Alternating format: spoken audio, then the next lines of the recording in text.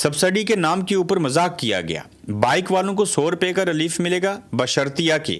Bike آپ کے نام پر رجسٹرڈ ہو، لائسنس بنا ہوا ہو، ہیلمٹ پہنا ہوا ہو، ایکسائز آفس سے منظور شدہ لیٹر ہو کہ آپ اس بائک کے مالک ہیں۔ بھائی لائسنس ہوگا تو وہ چلا رہا ہے نا، ہیلمٹ ٹھیک ہے وہ پہنے گا تو اس کی سیفٹی ہوگی، لیکن فلاں آفس سے منظور شدہ ہو اور رشوت لیں گے۔ آپ بائک والوں باقیہ والوں سے بھی اور پیسے لینا چاہ رہے ہیں، پھر نادرا آفس کا ویریفیکیشن لیٹر بھی آپ کے پاس ہو، بیڑا غرق ہو نادرا والوں کے لیٹر کا بھی،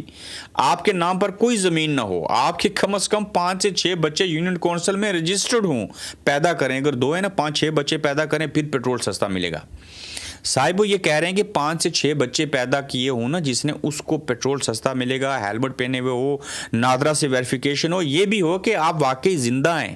یہ کہیں یہ نہ کہیں کہ اپنا ڈی این اے کروائیں کہ آپ واقعی پاکستانی ہیں، یہ بھی کہہ سکتے ہیں کہ اپنا ٹیسٹ کروائیں کہ آپ کو کوئی بیماری تو نہیں ہے، کوئی کینسر کے مریض تو نہیں ہے، کوئی چھوت کی بیماری اگر آپ کو ہو تو آپ کو پیٹرول سستا نہیں ملے گا۔ آپ نے زندگی میں کبھی کسی سے لڑائی جھگڑا نہ کیا ہو، اللہ اکبر، اس کے لیے آپ کے پاس پولیس کریکٹر سرٹیفکیٹ بھی موجود ہو۔ انبلیویبل، برطانیہ آنے کے لیے لوگ نا کریکٹر سرٹیفکیٹ بنواتے ہیں تو پولیس والے رشوت لے کے بناتے ہیں۔ میں آپ کو آزاد کشمیر کی مثالیں دے سکتا ہوں۔ اچھا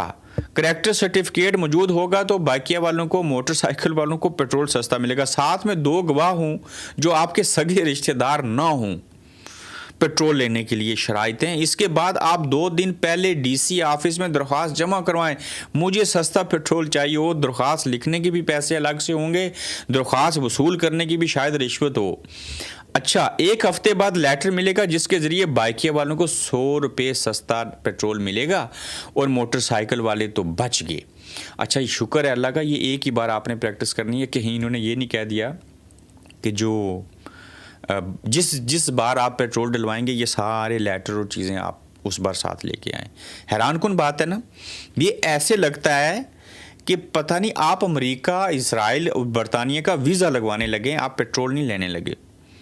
تو صاحبو ایک پیٹرول سستا لینے کے اصول کے لیے جو موٹر سائیکل والے ہیں ان کو یہ تمام چیزیں پوری کرنی ہے، تو ایک ان پڑھ آدمی یہ ساری حرکتیں کیسے کر سکتا ہے پوری؟